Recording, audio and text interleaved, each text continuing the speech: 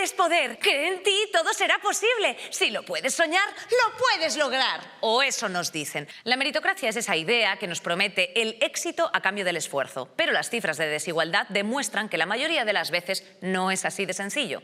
Factores como el origen geográfico, los estudios de nuestros padres o sus rentas determinan más el éxito que nuestros méritos. Entonces, ¿de dónde sale todo ese discurso de la mentalidad de tiburón? ¿Qué es eso del ascensor social y por qué parece que está averiado? ¿Se puede medrar en la vida a base de esfuerzo y dedicación? ¿El que la sigue la consigue? Dentro, Gameplays.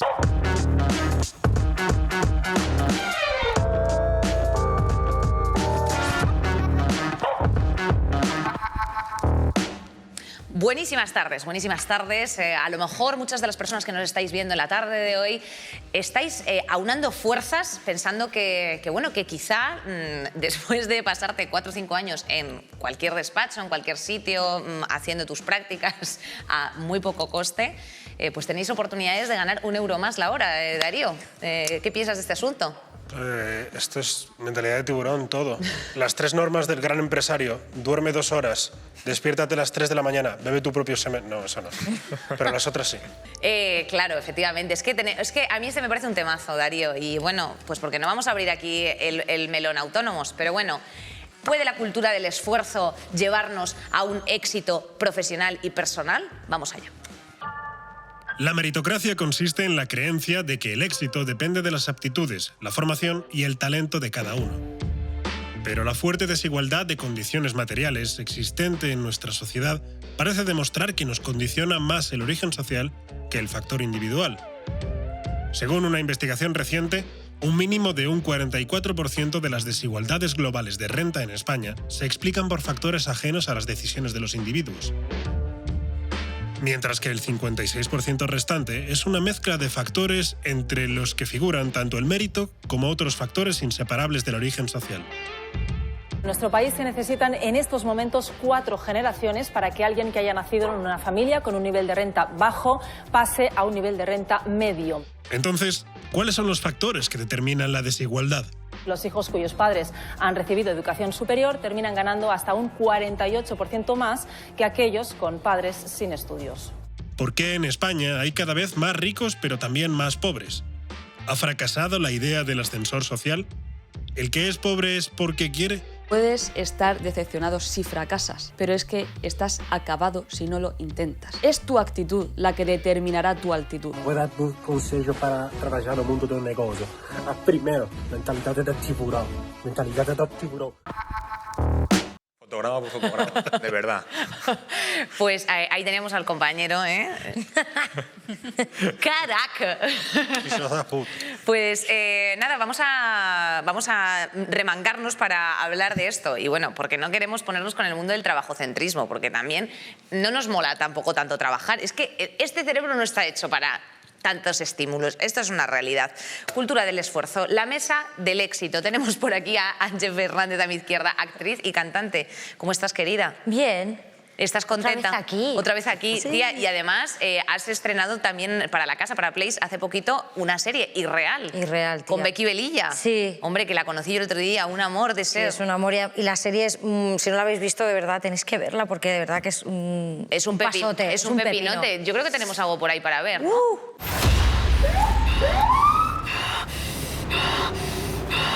Evidentemente nunca habíamos hecho nada así. Teníamos que probar. El caso de Natalia Larumbe. El hijo de puta de Carlos de Castro. Un caso mediático. Y además tiene un claro culpable absoluto por falta de pruebas. Tiene que salir del sótano si no se lo mola todo. ¿No estás harta? De tener miedo, digo. La clave es que se acojone. ¿Por qué haces esto? Porque me he cansado de estar harta. ¿Qué cojones vas a hacer? Lo que tendría que haber hecho hace mucho tiempo.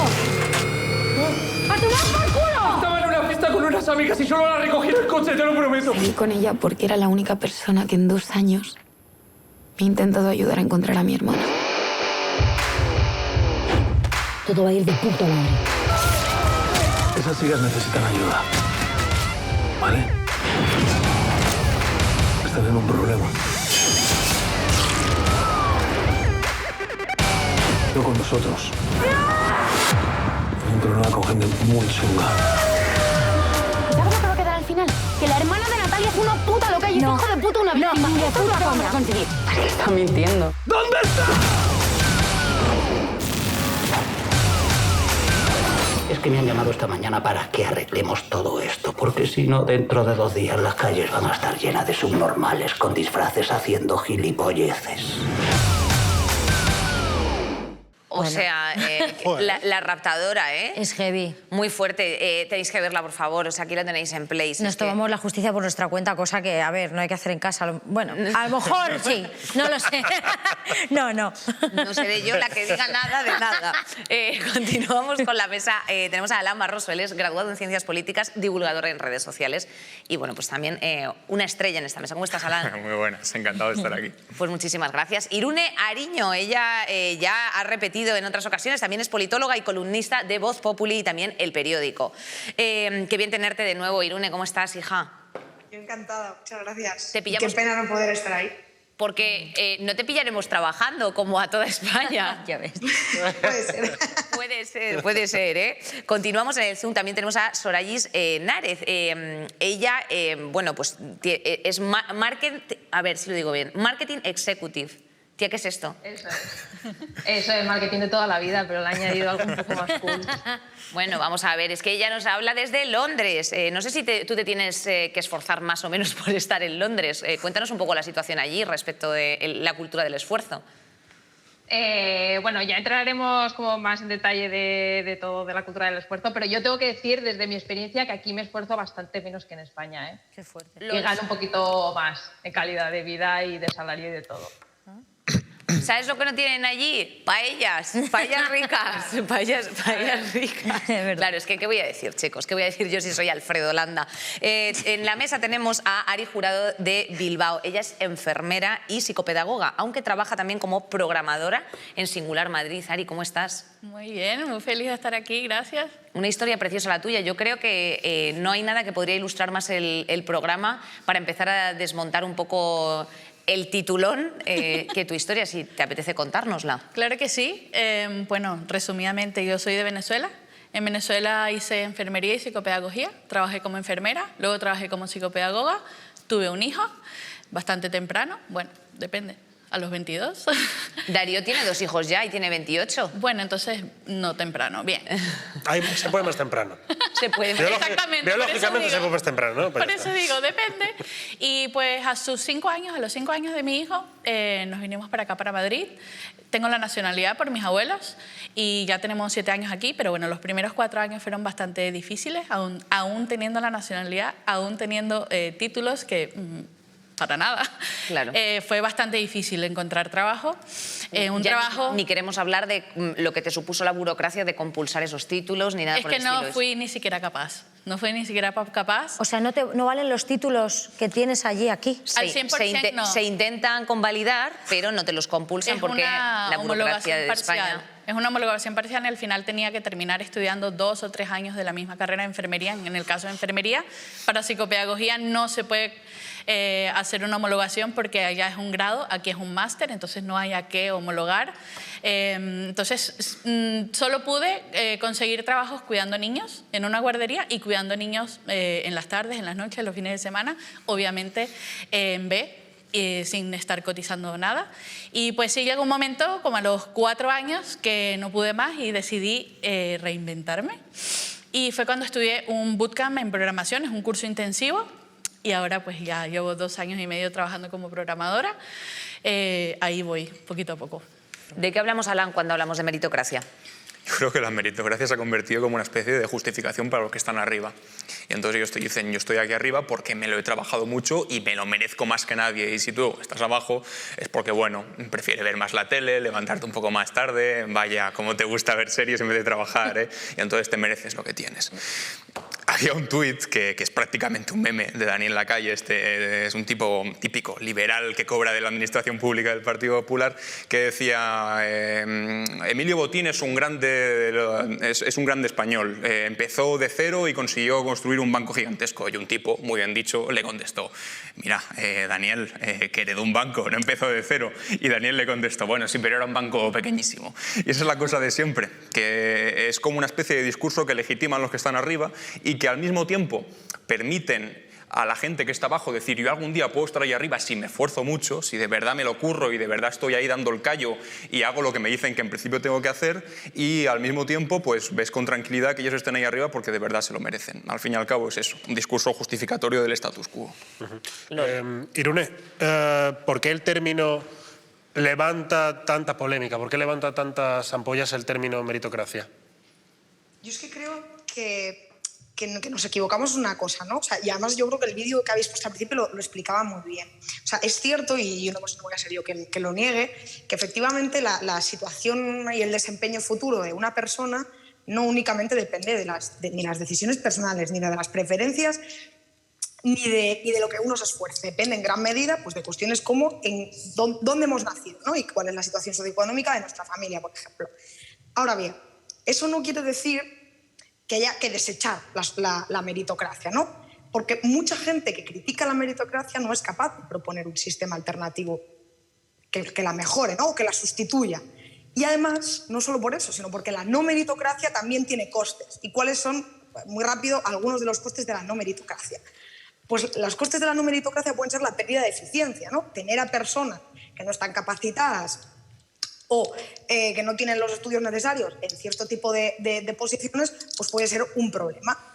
La no meritocracia también en muchos casos puede ser paternalista, condescendiente y puede llevar al señalamiento. Es decir, uno no está ahí porque se lo ha currado, sino por una cuota, porque le han ayudado, etc.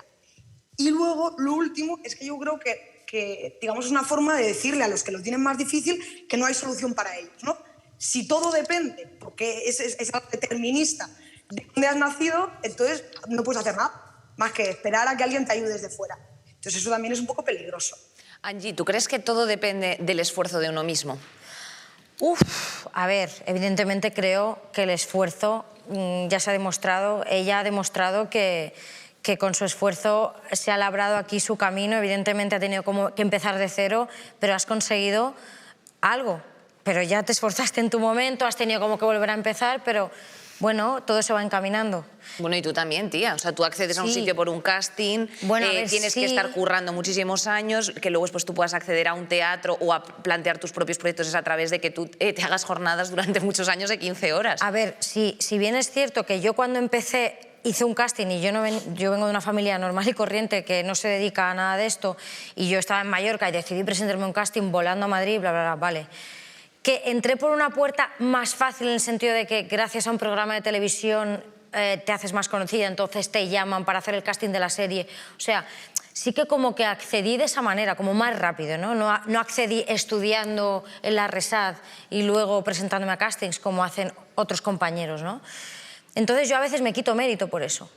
Soraya, tenías la manita levantada, cuéntanos, ¿qué opinas de esto? Sí. Y tengo también, también tengo un añadido para que me contestes, si es que si crees que pensar así, o sea, crees que pensar en la fórmula de la meritocracia nos puede llegar a convertir un poco en individualistas. Pues mira, lo que quería comentar al principio, ahora voy con tu pregunta, decía Irune, no, la gente que se queja de la meritocracia o que opina distinto tampoco ha propuesto un sistema alternativo. Pero yo, por ejemplo, yo no le pido a la gente que ha nacido en una familia pues, más acomodada o a alguien que ha tenido unas mejores situaciones que haga algo por mí, pero por lo menos le pido que no me pise, que no me mienta, que no, con ese cinismo, con esa narrativa, porque al final la meritocracia tiene mucho de narrativa. La gente solo sabe lo que le cuentas. Como decía Alan, Emilio Botín empezó de cero. Entonces te lo crees. Pero por lo menos, venga, va, no te pido que me ayudes, pero por lo menos dime, oye, me he esforzado mucho, he creado uno de los mejores bancos, pero también ten en cuenta que he tenido esto. Entonces, eso es yo lo que les reprocho. Claro que la meritocracia es necesaria. Yo prefiero que si me tiene que llevar un piloto en avión, que me lleve el mejor, no el que más se ha esforzado. Eso espero, ¿no? No como yo, que pasé el colegio por la actitud, porque de notas pues iba más o menos regular. Pero un médico, un piloto, claro, que lo haga el mejor. Pero en estos casos de negocios estrella, de casos de negocios que han salido en garajes, que yo no sé cómo España sigue teniendo bares, pues que tenga garajes y así tendremos mayores empresas. ¿Verdad? Todo sale de un garaje, Soraya. Yo también me quedé impresionada, en plan de chico, o sea, todo, la metanfetamina de ¿cómo se llamaba? Heisenberg. Heisenberg. Es que es verdad, tía, todo sale... Todos... Yo no sé por qué no tenemos aquí más garajes. Y que siempre suele ser falso, además, porque es que lo de Emilio Botín otra vez, era de un banco muy chiquitito, pero era un banco. Pero que nos Jeff lo Bezos, digan. que empezó también en un garaje, pero su padre le dejó $200.000 y después el gobierno federal de los Estados Unidos, a través de unas ayudas para emprendedores, le dio otra cierta pasta. Es que no es tan sencillo como Paco el gente muy Pocero. inteligente Claro. empezando ahí con sus colegas en el garaje. Hay muchas cosas detrás. Es que nos lo deberían decir, yo creo. que lo piensan, que Decidnos nos cómo digan la habéis llegado. Decidnos cómo habéis llegado, de verdad. No De digáis verdad. que solo... Y eso no quita que haya gente que de verdad se lo haya currado mucho, y eso no quita que haya gente que se haya esforzado de verdad por estar ahí. Esa gente se merece lo que tiene, por supuesto que sí, y hay que aplaudirlo. Esto no es decir, no es una llamada ni mucho menos al desencanto y a decir que si te esfuerzas no consigues nada. Todo lo contrario, significa decirle a la gente que si se esfuerza de verdad va a poder conseguir las cosas. Lo que pasa es que hay un montón de gente que se esfuerza. Yo no sé con qué cara algunos adalides de la meritocracia, de la supuesta meritocracia, que ojalá existiese pero no existe, le dicen a gente que no se está esforzando. ¿Tú cómo le dices a una persona que se levanta todos los días a las 6 de la mañana Ya para ves, abrir su tío. bar que no te esfuerzas? ¿Cómo que no se está esforzando una persona que abre el bar a las 6 de la mañana? Claro que se esfuerza. O tú, ¿cómo que no te has esforzado? ¿Cómo no deberías estar en lo más alto de la sociedad? Porque las condiciones de partida no son las mismas. Esto es como una carrera. Lo que pasa es que no empezamos del mismo sitio todos. Hay unos que empiezan mucho más para adelante y hay otros que empiezan no mucho más para atrás, sino que ni siquiera se han podido levantar de la cama y están todavía en pijama y no han podido presentarse en la carrera. Es que no están ni presentes en la línea de salida. Ese es el problema. A raíz de esto que está diciendo Alan, ¿es una cuestión de clases? Es decir, ¿la casilla de salida importa en este camino de la meritocracia? Yo creo que sí. Yo creo que sí, y que la igualdad de oportunidades es un poco los padres, que no existe, Literalmente, la verdad. además. Exacto, además, no me había dado cuenta y sí. Creo que no hay igualdad de oportunidades en esa casilla de salida, e importa muchísimo y te impulsa muchísimo tu situación económica, si tu familia tiene algún negocio o algo, incluso desde el estudio, porque quienes no pueden pagarse unos estudios, ahí ya, quieras o no, estás un poquito o sea, estás atrás de la casilla de salida. Y un poco a lo que estaban ahorita diciendo, es verdad que sí te puedes esforzar muchísimo y tal, y sí puedes llegar a tener algo, pero ¿a qué costo, no? Porque pueden darte muchísimas falsas esperanzas y te estás ahí dejando el lomo muchísimo, mucho tiempo, y dices, bueno, ¿en qué momento, no? ¿En qué momento voy a llegar a ese éxito que ni siquiera sabemos qué es? Ya. Porque en mi caso, por ejemplo, yo me conformo, o sea, yo ni siquiera pido poder comprarme un piso, eso para mí es como, no sé, algo que no lo Ya, es veo, utópico. pero simplemente llegar a fin de mes, no estar acá y no tener deudas que vengo arrastrando de todos esos años, ¿no? Entonces, esas esperanzas de, no, en algún momento va a pasar, claro, puede que llegue, puede que no, pueden que haya los que se queden en medio del camino, y es a qué coste, ¿no? Todo ese recorrido. Pero sí, los padres, por supuesto, creo que son, evidentemente es nuestro punto de partida, ¿no? Y hablando, por ejemplo, de mi profesión, pues vemos hijos de, ¿no? Hijos de actores, actrices, que la verdad que están haciendo películas, están haciendo series, que luego ves esa serie o esa película y lo hace bien. Pues sí, o sea... Pero ¿cómo no va a hacerlo bien si lo han mamado en casa? Por eso, pero Claro. que es verdad que igual ha accedido más fácil o le han llamado directamente por ser hija de. Entonces no pasa nada porque encima lo está haciendo bien. Pero sí que es cierto que eso te puede frustrar, ¿no? en algún momento. Pero bueno, hay que entenderlo también, ¿no? Hay que entender que es la manera. Y hay gente, pues en mi caso yo no lo he mamado de casa, pero al final he llegado a un punto. No he llegado a lo mejor evidentemente a Hollywood, pero mira Penélope Cruz, no viene tampoco de una familia de ese tipo, viene de una place called Alcobendas, y creo que su familia no se dedicaba a esto y ha llegado a lo más alto, o sea que puede haber casos y casos, ¿no? Pero bueno. Irune, leo textualmente. ¿Se puede ser de izquierdas y llegar a tener éxito y dinero?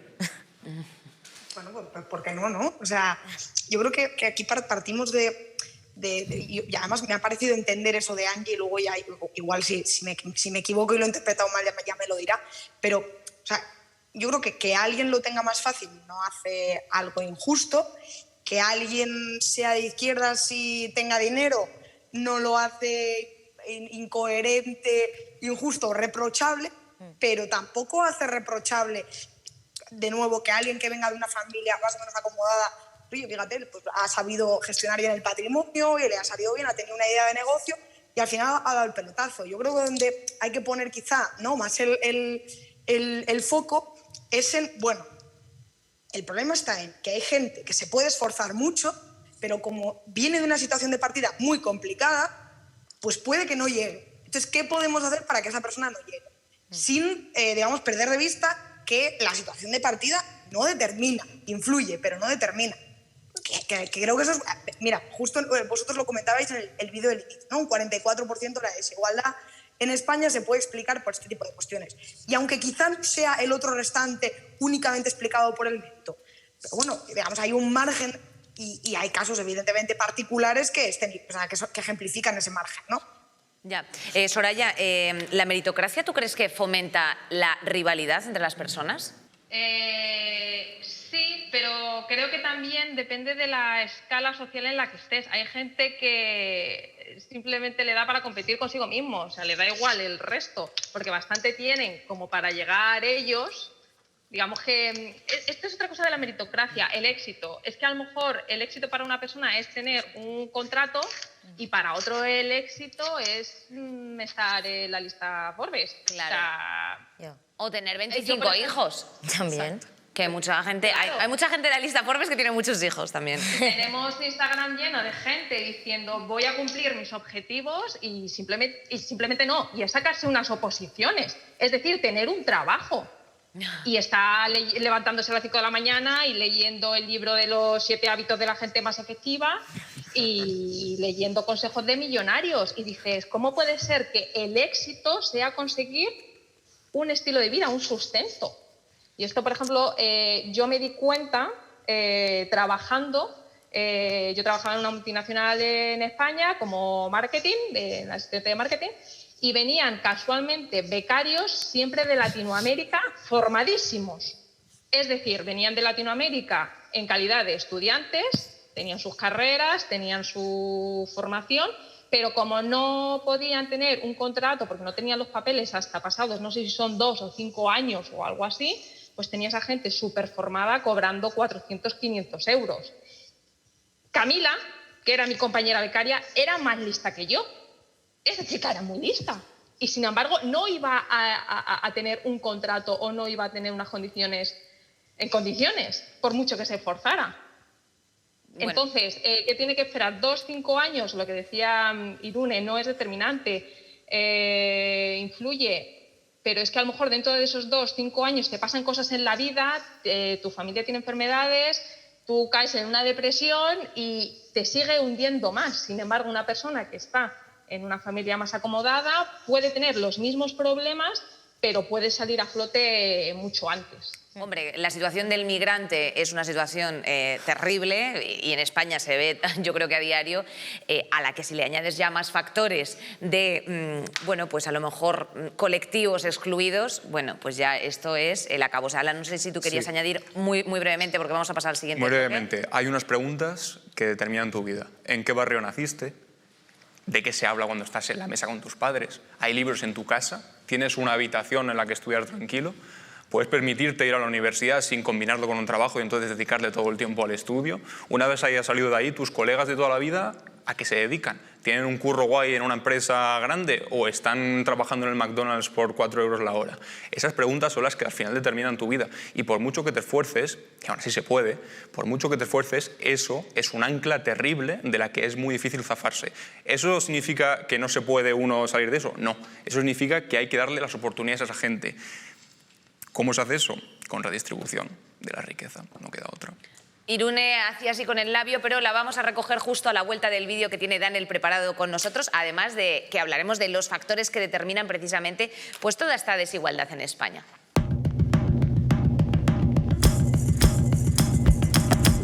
¡Ay, qué gracia la meritocracia! La equidad es fundamental para evitar problemas de desigualdad, nos sugiere aquí el colega. Y si alguien ha encendido una televisión alguna vez en su vida o ha entrado en Twitter, podrá saber que la igualdad en este país es tan frecuente como los osos polares.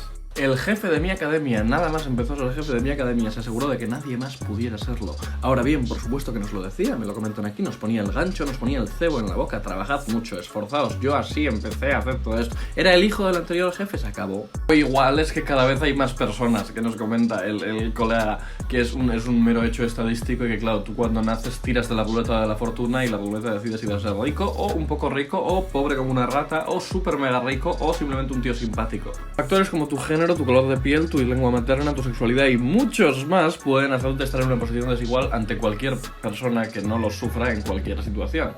Sea pues tener una escalera o no para entrar a la universidad o tener el dinero necesario o no para entrar a la universidad. Y es que por mera lógica y por el planteamiento del mundo la gente suele heredar la clase social de sus padres. Si tus padres tienen deudas, te las dejan. Si tus padres tienen pasta, te la dejan. Si tu padre es la persona más rica de España, tú eres la segunda persona más rica de España. ¿Cuál es el objetivo de todo esto? Quizá estamos llegando a una cosa que es la eliminación de la clase media. Me sugieren por aquí, ¿por qué conviene que no haya clase media? ¿Por qué conviene que el mundo esté dividido entre ricos y pobres? ¿Se os ocurre algo? No te preocupes, si metes 14 horas al día no remuneradas y te esfuerzas realmente y acusas a tus compañeros que están aprovechando el tiempo de trabajo para ir a mear, quizá tu jefe te da al instante la propiedad de toda la compañía. Ascensor social siempre funciona. Nunca os dejéis nublar por las cifras que ganamos nosotros. ¿Por qué? Porque eso no es real. A casa vuelvo yo. Bueno, Daniel, pues muchísimas gracias por estas palabras. Y volvemos precisamente con lo que estábamos hablando antes de los factores que determinaban un poco la desigualdad en España. Arrojo este primer dato y es que desde el inicio de la pandemia la desigualdad ha aumentado en España con 800.000 nuevos pobres. Por otro lado, sumamos 11.000 nuevos millonarios en el 2019. Irune, ¿por qué crees que hay cada vez más ricos y más pobres? Pues la verdad es que no lo sé. A veces yo creo que está bien decir que uno no lo sabe. No lo sé y las razones que pueden estar detrás de esto o las intuiciones que tengo es, pues, por ejemplo, por los problemas evidentes que tiene nuestro mercado laboral. Digamos, lo que ya se ha venido llamando, pues esos trabajadores que pese a tener un trabajo no son capaces de cubrir los costes necesarios de alimento y sobre todo vivienda y sobre todo por la poca, digamos, capacidad de prosperidad que tienen los propios trabajadores, ¿no? Pues nuestro sistema laboral es un sistema que está, digamos, muy temporalizado, muy precarizado y eso efectivamente pues nos dificulta tener la estabilidad que es necesaria para prosperar, ¿no? Y eso evidentemente se ve muy claro en la diferencia de crecimiento de las rentas del capital frente a las rentas del trabajo, ¿no? Las rentas del trabajo crecen a menor medida que las rentas de capital, ¿no? Que son las de pues, el ahorro, inversión, acumulación de riqueza y demás. Entonces, si no tenemos el dinero, si no cobramos lo suficiente para mantener, no tenemos un remanente que podamos ahorrar, invertir y demás, pues al final es todo una espiral, ¿no? que nos condena a la situación que tú misma estabas describiendo. Por aterrizar un poquito estas cosas, Angie, bueno, no sé si tú, o sea, lo de generar herencias, esto el tema que tenemos siempre como de comprar pisos, etcétera, ¿se hace por nosotros o por dejarle algo a nuestros hijos? Wow. ¿Tú tienes vibe de comprarte piso o no? Me lo he comprado. ¡Oh! Propietaria. Sí, me acabo de... Bueno, nada, justo además, después de haber pasado una hipotequilla. Sí, una hipotequilla, un apartamentito, evidentemente, pero ya soy propietaria, ¿no? Me ha quedado una hipoteca bastante bajita, o sea, que bien. Pero es verdad que me echaban de mi piso, me subían 300 euros cuando estábamos en pandemia y ya no sabía... O sea, todo lo que tenía ahorrado lo metí aquí. Decidí apostar. No sabía si me iba a estrellar, pero lo decidí porque digo, yo sigo renta y es verdad que necesito tener un sustento, porque mi trabajo no es nada estable, ¿cierto? Entonces da siempre ese miedo a arriesgar, ¿no? Y bueno, pues por ahora bien, o sea, estoy en un musical y con Israel pues he podido seguir trabajando, pero es verdad que no sabía qué iba a pasar. Entonces yo entiendo ese miedo de los jóvenes a no saber y no poder acceder. Claro. Yo he tenido esa suerte. Lo hice más por mí, no he pensado en mi futuro, he pensado en mi futuro, pero no en un futuro de mis hijos, porque no sé si voy a tener. Yo creo que ahora mismo a lo mejor no en tu caso, porque es verdad que tú ahora tienes dos hijos, dos hijas, un hijo y una hija. Eso es. Pero yo es verdad que como no sé qué va a ser, estoy pensando en mi futuro. Y en tu caso, Ari, ¿tú querrías tener un piso en propiedad o te da igual? Sí me gustaría, porque me fastidia un poco tener que pagar el alquiler. O sea, yo siento que pago alquiler y es como algo que no es mío, estoy ahí como echando muchísimo dinero aquí en Madrid. Pero sí es verdad que sí me gustaría dejarle algo a mi hijo, porque yo no quiero que la pase tan mal como la he pasado yo. Claro. Tampoco es que quiero dar pena, pero sí es verdad que no ha sido una vida fácil y ha sido tras pies, y me gustaría que él estuviese un poco más tranquilo. O sea, la tranquilidad es clave. Y me gustaría comprarme un piso justamente para poder abaratar costes del tema de alquiler y para que mi hijo no la pase tan mal, y si en algún momento le va mal y no estoy yo, que por lo menos el techo lo tenga, ¿no? Y que no se tenga que partir el lomo para pagar el alquiler porque ya lo tiene. Lo que pasa es que es verdad que no lo veo posible en un futuro muy inmediato, el yo comprar un piso. Me encantaría, pero es que tampoco ni siquiera lo tengo en mis planes. O sea, yo cuando pienso en ahí, ojalá pueda tal, no pienso en comprarme un piso porque no puedo pensar tan lejos, y yo ahora mismo me gustaría eso, librarme de deudas, estar tranquila, estar estable, y ya luego cuando yo empiece a ver que las cosas van mejorando, digo, bueno, ahí podría... Pero no me gusta ver como tan lejos, y lo veo lejos, aquí en Madrid. Darío. Alan, hay una cosa muy curiosa que probablemente sea fruto de la casualidad, que es que la lista Forbes 2021 ha revelado que la segunda persona más rica de España es hija de la primera. Lol. Por alguna conjunción de astros que no... Se apellidan Ortega, pues no lo sabíais. que no alcanzamos a averiguar. Si es cierto que existe la meritocracia, ¿por qué ocurren estas cosas? ¿Por qué las riquezas se heredan de esta forma? El problema fundamental no es que haya herencia, porque a veces cuando nos llevamos la manos a la cabeza viendo que la segunda persona más rica de España es la hija de la primera, algunas personas dicen, bueno, pero es normal que se herede, ¿no? Y por supuesto, pero estamos hablando de un piso, si te gustaría que tu hijo tuviese un piso porque le entregas tranquilidad, y ahí activas una cosa muy primaria en cualquier familia y cualquier persona, que es como, claro, yo trabajo para dejarle algo a la gente que viene detrás mío, porque los quiero con locura y quiero que tenga una vida sencilla y tranquila una vez yo no esté aquí. Pero es que ese no es el caso del señor Ortega y de su hija.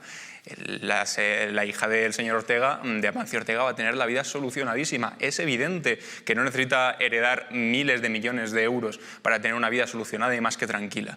Lo que ahí se plantea es el debate de, por ejemplo, el impuesto de sucesiones, que durante tantas ocasiones ha sido como un debate, yo creo que lo considero absolutamente absurdo, sobre si es moral o no es moral.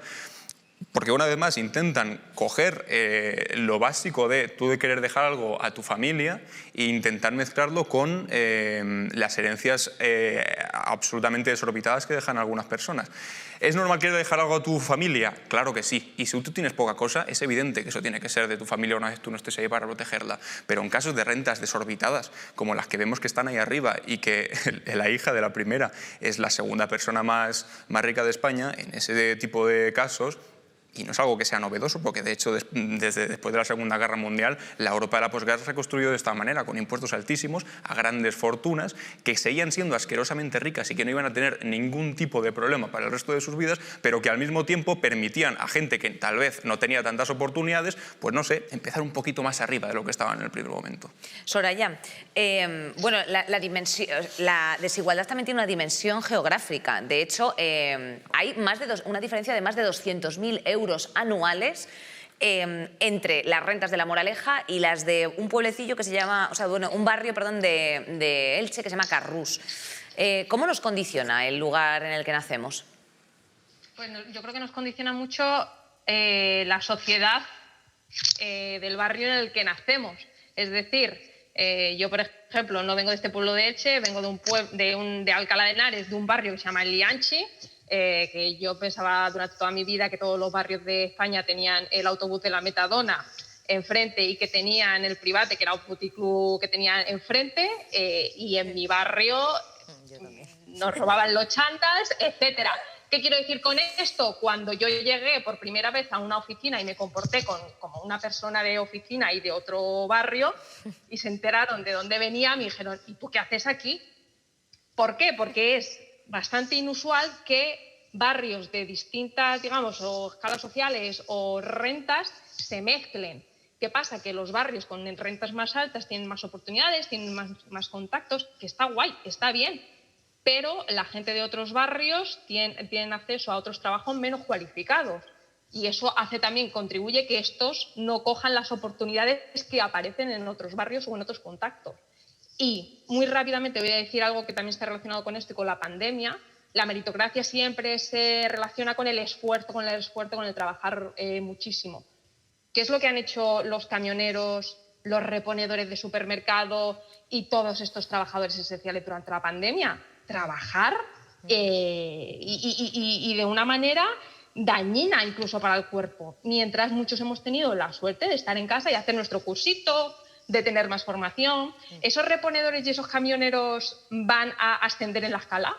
¿No puede una reponedora de repente ser jefa de zona, llegar a una oficina y trabajar con toda la experiencia que tiene en un departamento de marketing? Eso en España, por ejemplo, no se da. Y de ahí tu pregunta de los barrios con renta más alta y renta más baja, pues creo que eso también influye. Los de renta más alta van a tender a estar más en oficina y una calidad de vida un poco mejor, y los de renta baja van a tener las oportunidades que salen en los de renta baja, recorredores y condiciones bajas. Soraya, estamos aquí haciendo... Yo sé que además, yo también cuando vivía en Londres me gustaba mucho decir puta España, la verdad, pero es verdad que ¿cómo va la cosa allí en Londres? En Londres tampoco es que tengan una situación mucho mejor. Claro, no. Yo para nada digo España fatal y Inglaterra fenomenal, ¿no? Aquí también tienen sus problemas y tienen sueldos bajos y demás. Pero tengo que decir que las oportunidades, en mi experiencia, son mejores. Es decir, yo en mi oficina tenía a mi compañera que venía de peluquería. O sea, mi compañera era una peluquera que no había estado en oficina. ¿Por qué estaba ahí? Porque era una multinacional de belleza, ella había estado trabajando como peluquera y en tienda y dijeron, pues vente porque tu conocimiento nos sirve y te enseñamos aquí los programas. Las oportunidades. Cuando yo he estado echando currículums en otras empresas, no tenía cierta formación, pero decían, da igual, te enseñamos. De hecho, yo cuando vine aquí en Londres, antes de mudarme definitivamente, vine por un amigo, bueno, no era un amigo, era una cita Tinder, pero bueno, y este amigo no tenía carrera universitaria y estaba en una oficina y cobrando más que yo. Y digo, ¿cómo puede ser? Dice, no, porque si eres válido te cogen. Esa es la única diferencia que veo más notable en España. Que atienden a las skills. Yo, mira, me está recordando esto que hice una entrevista para un despacho pequeñito y me dijeron, ¿por qué llevas las uñas rosas? Porque era un rosa un poco choni, porque yo soy un poco choni. Y dije, porque me gustan, ¿sabes? Y te lo juro, me dijeron eso. Y la de recursos humanos, RRHH, dijo, y dije, lol, te lo juro. Apuntó algo, ¿no? Darío no le gustaron mis uñas rosas y yo dije, en plan, ¿de qué pasa? O sea, se me veía Carabanchel en las uñas. Irune, ¿cuáles son los mecanismos del gobierno para reducir la brecha de desigualdad? Justo antes de responderte eso, que te voy a responder, pero simplemente quería un comentario sobre lo que se hablaba de Ortega y de la redistribución, que es que de la misma forma que nos quejamos de que la narrativa esta de la meritocracia señala, ¿no?, como culpables de la propia fortuna a los que les va mal, ¿no? Yo soy culpable de que me vaya mal, ojo con señalar a los que les va bien de ser culpables de la situación de lo que les va mal, ¿no? Porque yo creo que eso parte de una idea muy errónea, que es pensar que la riqueza es un juego de suma cero, y eso no es así. Y eso nos lleva, precisamente hilando con tu pregunta, a proponer soluciones que pueden estar llenas de muy buenas intenciones, pero pueden ser muy injustas, por un lado, y pueden no conseguir los objetivos que se esperan. Y en ese sentido, por poner, yo creo que es más ilustrativo, un ejemplo concreto, con la cuestión de la educación me parece interesante. O sea, muchas veces se habla de que, fíjate, que la gente no llega a la universidad porque las tasas universitarias son muy altas, bla, bla. Bueno, pues la evidencia empírica lo que nos dice es que la gente no llega a la universidad porque las tasas sean muy altas. Llega a la universidad porque no llega a la universidad, la gente, digamos, de clases vulnerables, porque se queda por el camino.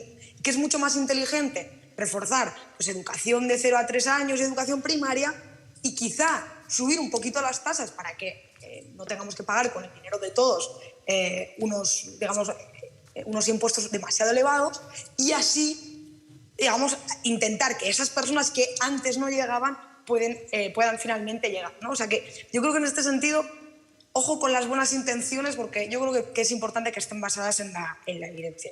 Por eso quería poner este ejemplo. Es que hay gente muy válida, tío, que es eso, que no ha podido acceder.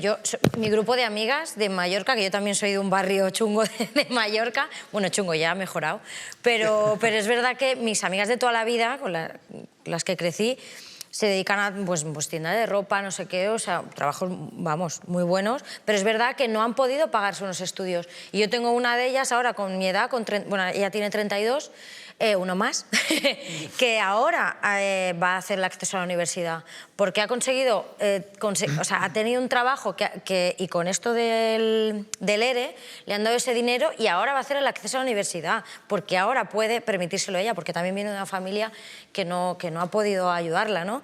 Y yo la veo y flipo y me enorgullece mucho, ¿no? Que ahora se esté esforzando y vaya a conseguir lo que hubiera querido con 18 años, ¿sabes? Bueno, Irone, Soraya, nos tenemos que despedir de vosotras, chicas. Muchísimas gracias, mucha suerte, mucho ánimo con vuestros esfuerzos. Sed felices, yo creo que es un buen mensaje también. Mr. Wonderful, Inés. Sí, pero yo tengo un discurso de Miss absoluta, pero porque de verdad lo deseo. O sea, quiero decirte, al final, yo estoy del trabajo, como bien todo el mundo sabe, un poco hasta el coño, aunque me guste mucho trabajar, pero me gustaría no trabajar. O sea, tampoco. Claro, exacto. Es que si al final es eso, pues ¿qué puedo desear si no es un poquito de alegría para vuestro cuerpo? Irune, Soraya, muchísimas gracias por vuestro tiempo. Os mandamos muchísimo amor. Adiós. Y tenemos aquí, antes de recibir a la juventud, a ver qué opinan un poco ellos, que esto también es importante, claro, pues un vídeo de rata. Vídeo de vida de rata, perdón. Bueno. Primero, enhorabuena a los dos. Deciros que de aquí saldrá el elegido para cubrir la vacante. Candidato 1. ¿Cómo te definirías en pocas palabras? Bueno, pues soy una rata. Mira, si no me muriera del asco te diría aquello de que me he hecho a mí mismo. Candidato 2. Soy el hijo de Luis. Candidato 1. En pocas palabras, ¿cuáles son tus puntos fuertes? Pues creo que mi implicación es total, si me motiva el proyecto, como es en este caso, y creo que soy un buen líder, como lo es Kim Jong-un. En serio, tengo humor tengo. Candidato 2. Soy el hijo de Luis. Muy bien. Candidato 1. Dime dónde te ves en los próximos 5 años. Jubilado en Formentera, esperando un arroz medio borracho. En 5 años espero estar en su compañía, contribuyendo y haciéndola crecer. Candidato 2. Soy el hijo de Luis. Un hijo de puta eres. Genial. ¿Algo que añadir? Yo estudié con los que crearon Pompey. Que soy el hijo de Luis. Es broma, es broma. Enhorabuena. Pues nada, nos vamos a incorporar aquí con los que de verdad saben, que son el futuro de España. Eso. Aquí tenemos en el Zoom a Sergio Egueira, youtuber y creador de contenido. ¿Cómo estás, Sergio? Hola, ¿qué tal, chicos? Os estoy escuchando un rato y la verdad es que me lo estoy pasando genial, escuchando las opiniones. Alma de youtuber, eso es lo que queríamos escuchar. Ahí, eso se lleva en la sangre. Lara Lévano, psicóloga y además estudiante del Máster General Sanitario. ¡Qué locura, Lara! ¿Cómo lo llevas? Muy bien, ahí estoy. Oye, ¿te gusta mucho el cine Eso clásico? te iba a decir. Desde el camerino de la Piquer, que lo llama mi madre. Ah, hija, pues muy bien. Mira, eso es también heredado, ¿eh? O sea, no solamente se hereda el barrio, también te gusta el cine, hija, pues muy bien. Muy bien. Lara, voy a empezar por ti. ¿Qué piensas de la meritocracia? Yo creo que como concepto está muy bien, pero es falso. Y el problema es que desde la psicología, que yo voy a hablar un poco de eso, es que sabemos que creer en el concepto de la meritocracia nos hace más egoístas, tendemos menos a ser autocríticos y a discriminar más.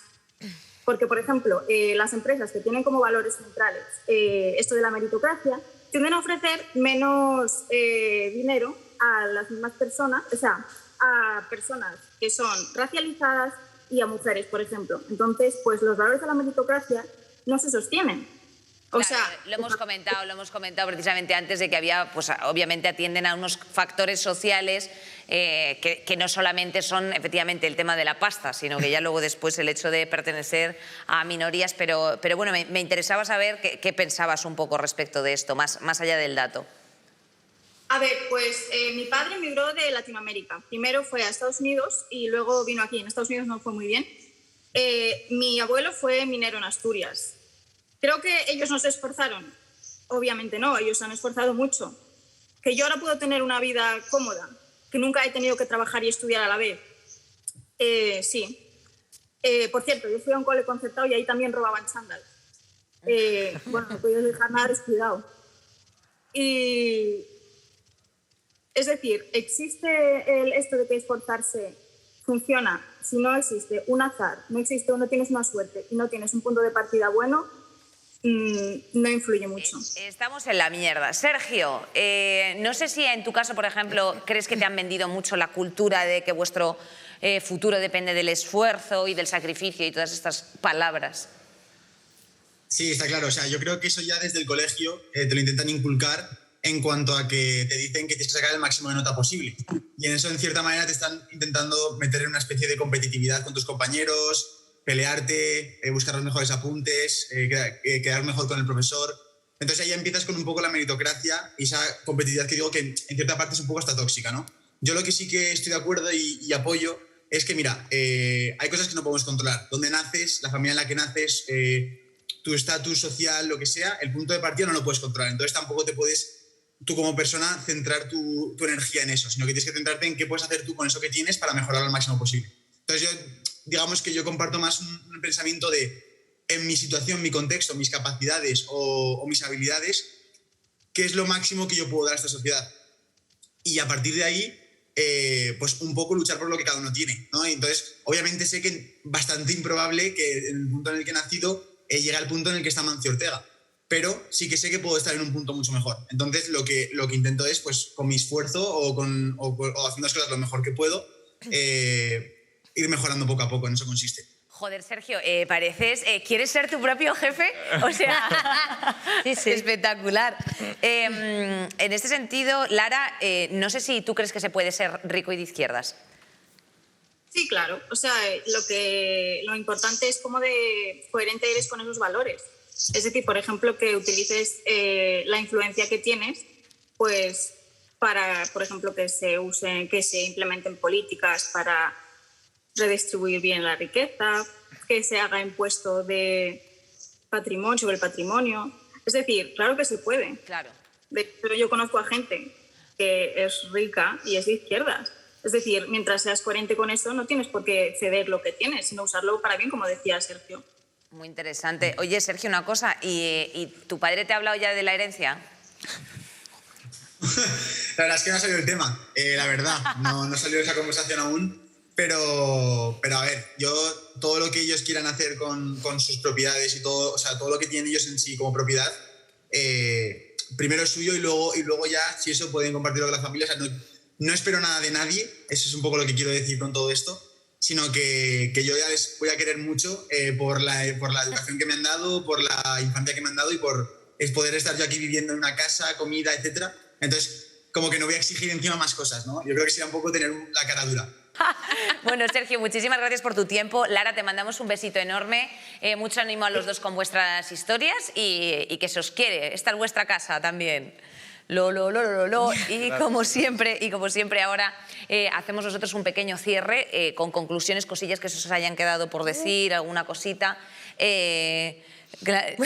Podemos empezar por Ari si quieres que te... Sí, ella sí, a lo por mejor. sororidad la echamos un cable. Claro que sí. Pues cosas, mensajes, consejos. As you Sí, wish. a ver, así un poco de resumen y también quería como unirlo con la pregunta que estaba haciéndole a ellos sobre si el esfuerzo que estás haciendo, sientes que está recompensado. A veces sí, a veces no. Yo, por ejemplo, sí llegó un momento en el que pensé que no estaba siendo recompensada para nada y llegó momentos en los que quería tirar todo por borda. Y hay veces que estos trabajos que son tan demandantes, bueno, tanto física como mentalmente, y tan precarios como lo es, por ejemplo, cuidar a tu hijo, que bueno, es una responsabilidad, o limpiar tu casa, que también, bueno, tú quieres vivir en un espacio bastante limpio, o sea, es una responsabilidad muy grande y es un trabajo como muy, muy importante. Puede ser que nos cansemos y digamos, bueno, sí, queremos reinventarnos y darle toda la vuelta a tu vida y cambiarte de profesión, como lo hice yo, pero no todo el mundo puede hacer eso. Yo tuve muchísima suerte porque yo entré en uno de estos bootcamps por una beca y eran por un proceso de selección y yo fui seleccionada, o sea, yo tuve mucha suerte, no todo el mundo tiene esta suerte. Entonces, puede que incluso después de tanto esfuerzo decidas, bueno, quiero no estar en ese tipo de trabajos con tantísimo esfuerzo físico, por ejemplo, como los que comentaba Soraya, los reponedores, por ejemplo, y quieres pasar a ser a ese otro nivel de, entre comillas, de trabajo de oficina, pero no todos pueden. Estos son unos cursos, por ejemplo, para cambiarte a ser programadora, carísimos. Los puedes hacer en tu casa también, pero requieres de muchísimo tiempo.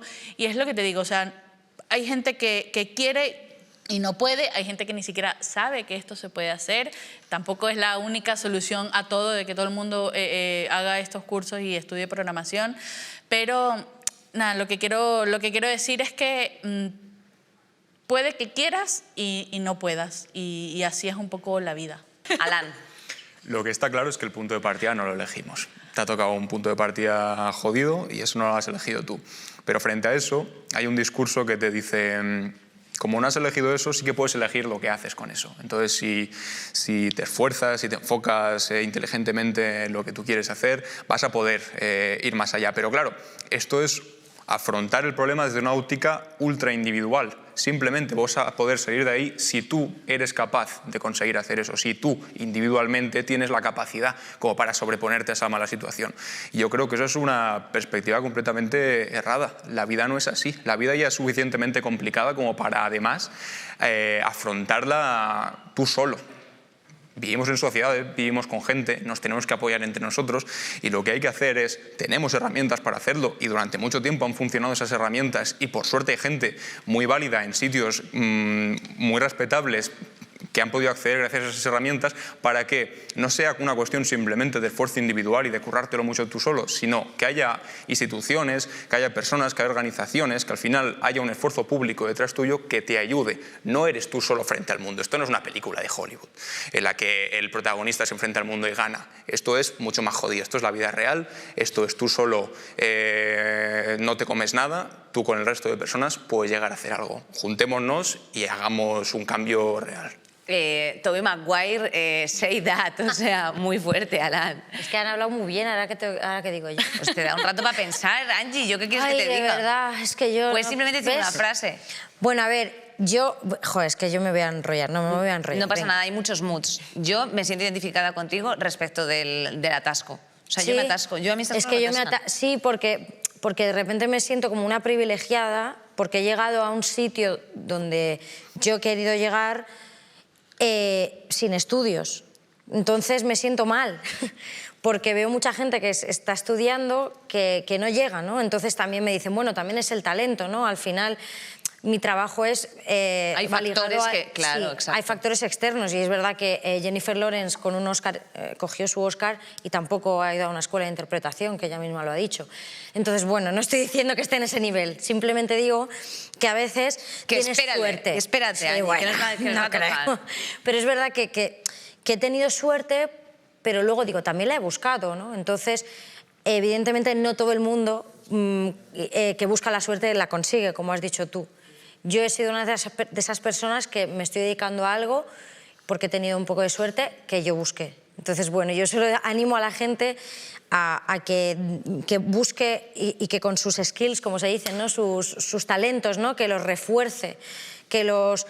como pueda, aunque sea por internet, con YouTube, con cursos de lo que sea, ¿sabes? Porque al final hay gente que es verdad que no puede acceder a a muchas cosas y lo que tú has dicho, que haya pues es una ayuda colectiva, ¿no? Que no se olvide de esa gente. Que no tenga que venir Ari con 2 carreras y que tenga que empezar de cero, que se ayude un poco también a esas personas que se lo han currado también. Pues oye, ha quedado muy bonito, hija. No sé, tengo muchas cosas que decir siempre. Y que estoy muy orgullosa de todos mis amigos que están estudiando ahora con 30 años acceso a la universidad. Están haciendo Eso acceso. está muy...